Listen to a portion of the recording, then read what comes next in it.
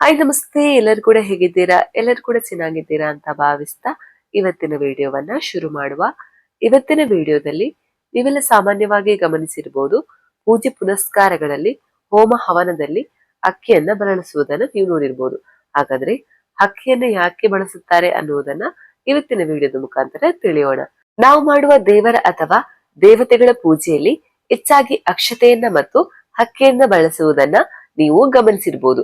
ಇದನ್ನು ಮುಖ್ಯವಾಗಿ ಹಿಂದೂ ಧರ್ಮದ ಪೂಜೆ ಪುನಸ್ಕಾರಗಳಲ್ಲಿ ಬಳಸಲಾಗುತ್ತೆ. ಅಷ್ಟು ಮಾತ್ರವಲ್ಲ, ನಾವು ಪೂಜೆಯ ಕೋಣೆಯಲ್ಲಿ ಅಂದ್ರೆ ದೇವರ ಕೋಣೆಯಲ್ಲೂ ಅರಿಶಿನ ಕುಂಕುಮವನ್ನ ಹೇಗೆ ಇರುತ್ತೇವೆಯೋ ಹಾಗೆ ಅಕ್ಷತೆಯನ್ನ ಅಥವಾ ಅಕ್ಕಿಯನ್ನ ಕೂಡ ಇಟ್ಟಿರ್ತೇವೆ. ಯಾಕಂದ್ರೆ ಇದು ಶುಭದ ಸಂಕೇತ ಅನ್ನುವಂಥದ್ದು ನಂಬಿಕೆ. ಆದ್ರೆ ಪೂಜೆ ಪುನಸ್ಕಾರಗಳಲ್ಲಿ ಹೋಮ ಹವನಗಳಲ್ಲಿ ಅಕ್ಷತೆ ಅಥವಾ ಅಕ್ಕಿಯನ್ನ ಯಾಕೆ ಬಳಸಲಾಗುತ್ತೆ ಎಂಬುದನ್ನ ಒಂದೊಂದಾಗಿ ತಿಳಿಯೋಣ. ಮೊದಲನೇದಾಗಿ, ಅಕ್ಕಿ ಶ್ರೇಷ್ಠ ಧಾನ್ಯ. ಧಾರ್ಮಿಕ ನಂಬಿಕೆಗಳ ಪ್ರಕಾರ ಪೂಜೆ ಪುನಸ್ಕಾರಗಳನ್ನ ಮಾಡುವುದಕ್ಕೆ ಅಕ್ಕಿಯನ್ನ ಎಲ್ಲಾ ಇನ್ನುಳಿದ ಧಾನ್ಯಗಳಲ್ಲಿ ಶ್ರೇಷ್ಠವೆಂದು ಪರಿಗಣಿಸಲಾಗುತ್ತೆ. ಈ ಕಾರಣಕ್ಕಾಗಿ ಎಲ್ಲಾ ಧಾರ್ಮಿಕ ಕಾರ್ಯಗಳಲ್ಲಿ ಅಕ್ಕಿಯನ್ನ ಬಳಸಲಾಗುತ್ತೆ. ಇದರೊಂದಿಗೆ ಹೆಚ್ಚಿನ ಧಾರ್ಮಿಕ ಕಾರ್ಯಗಳನ್ನ ಮಾಡುವುದಕ್ಕೆ ಅಕ್ಕಿಯನ್ನ ಮತ್ತು ಅಕ್ಷತೆಯನ್ನ ಬಳಸಲಾಗುತ್ತೆ. ಅಕ್ಕಿಯ ಇನ್ನೊಂದು ಹೆಸರು ಅಕ್ಷತ್, ಅಂದ್ರೆ ಕೊಳೆಯದೇ ಇರುವುದು, ಸ್ವತಃ ಸಂಪೂರ್ಣವಾದದ್ದು ಎಂಬುದಾಗಿದೆ. ಈ ಕಾರಣಕ್ಕಾಗಿ ಅಕ್ಕಿಯನ್ನ ಇತರೆ ಧಾನ್ಯಗಳಿಗಿಂತ ಶ್ರೇಷ್ಠ ಧಾನ್ಯವೆಂದು ಕರೆಯಲಾಗುತ್ತೆ. ಎರಡನೆಯದಾಗಿ, ಯಜ್ಞದಲ್ಲಿ ಆವಿಷ್ಯ.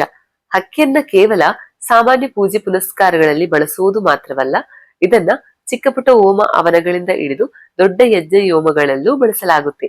ಯಜ್ಞ ಹೋಮಗಳಲ್ಲಿ ಬಳಸುವ ಅಕ್ಕಿಯನ್ನ ಆವಿಷ್ಯ ಅನ್ನವೆಂದು ಕರೆಯಲಾಗುತ್ತೆ.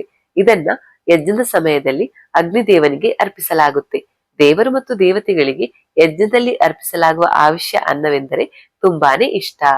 3. ಶುಕ್ರನ ಆಶೀರ್ವಾದ. ಅಕ್ಕಿ ಮತ್ತು ಅಕ್ಷತೆಯು ಶುಕ್ರ ಗ್ರಹದೊಂದಿಗೆ ಸಂಬಂಧವನ್ನ ಹೊಂದಿದೆ.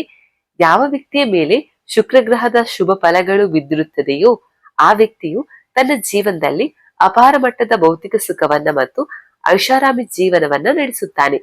ಪೂಜೆ ಪುನಸ್ಕಾರಗಳಲ್ಲಿ ಅಕ್ಕಿಯನ್ನ ಬಳಸುವುದರಿಂದ ನಮ್ಮ ಜಾತಕದಲ್ಲಿ ಶುಕ್ರನ ಸ್ಥಾನವು ಬಲವಾಗುವುದು. ಇದರಿಂದಾಗಿ ನಾವು ಶುಭ ಫಲಗಳನ್ನ ಕೂಡ ಪಡೆದುಕೊಳ್ಬಹುದು.